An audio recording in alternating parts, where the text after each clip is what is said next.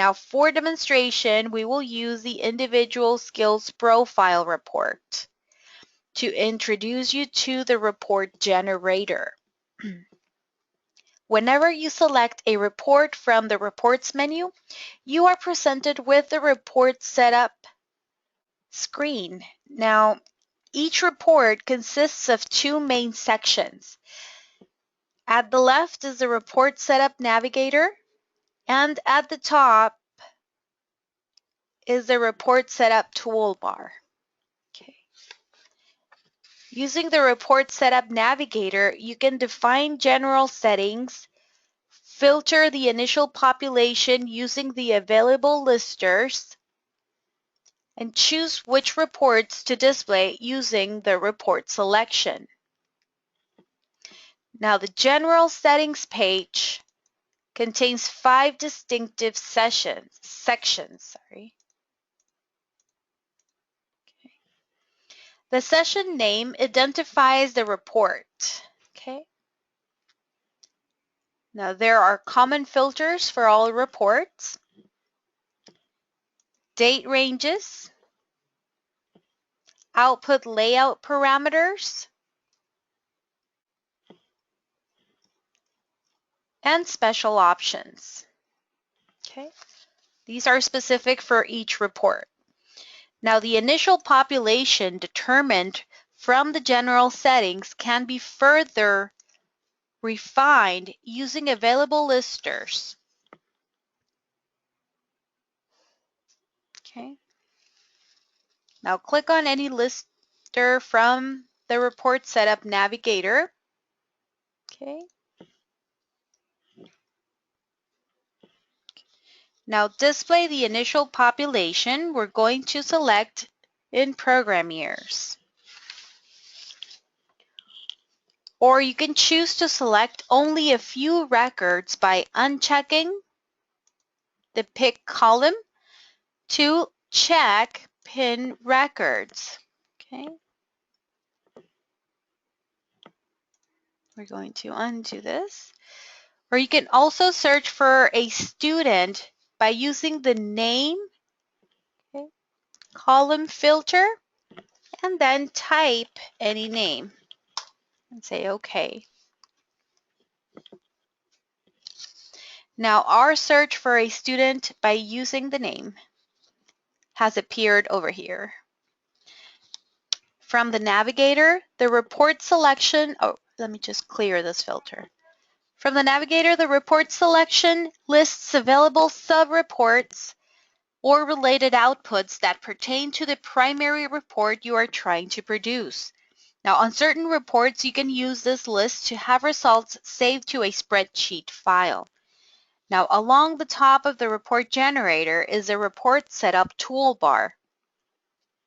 Use the base container agency drop-down menu to preview your report at state, agency, or site level. Now, for state and agency levels, you can also preview your data aggregated or not, now by subsites. Aggregation usually means that records are merged and only considered once. Now, use the Generate button to preview your report. Let me just uncheck this. The Generate button will preview your report. Now, the report will open on a new page. The Save Parameter button allows you to save parameters or save your settings for a specific filtered report.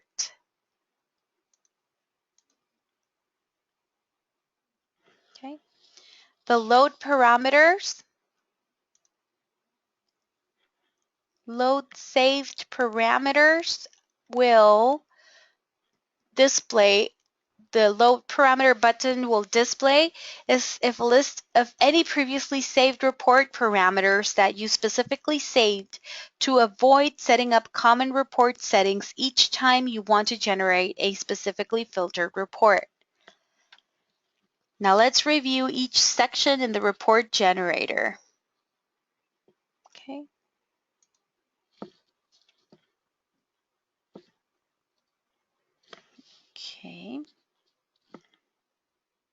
The session name section, okay, let me just collapse these for a moment.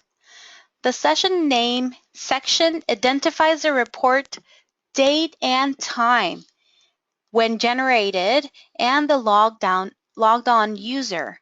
Now you have the option to edit the name. Okay. Now the common filters.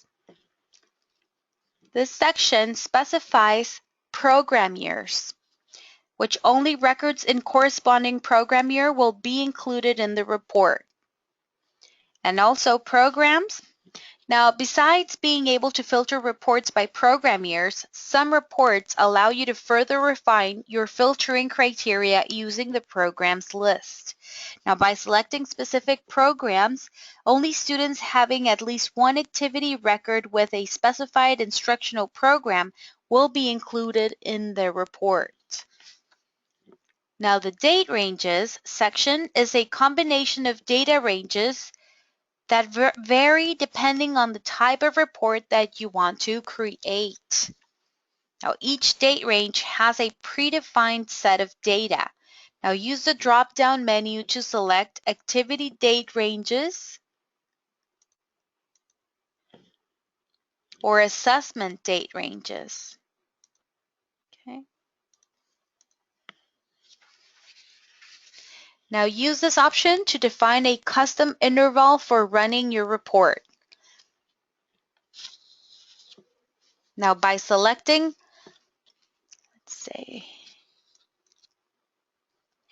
by selecting a specific interval, after and before values are automatically filled with corresponding dates. For example, for current fiscal year, after value will be the July 1st, 2014 date, and before value will be the June 30th, 2015. Now, the output layout parameters section, this section consists of report sort order, okay, with all available fields already selected. Okay.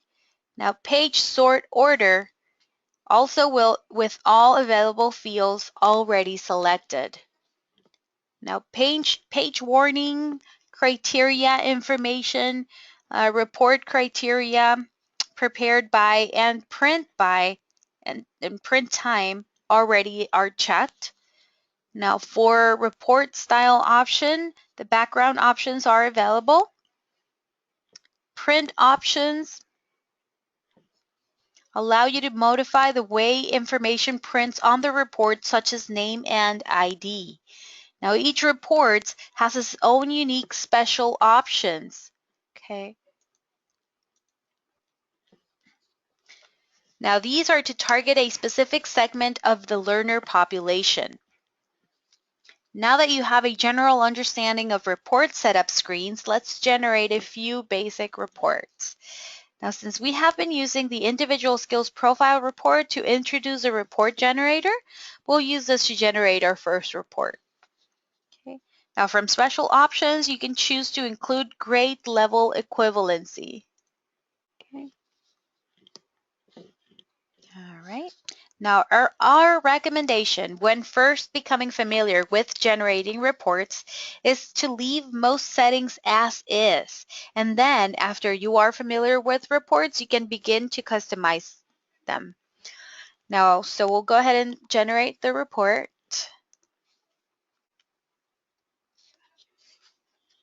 All right.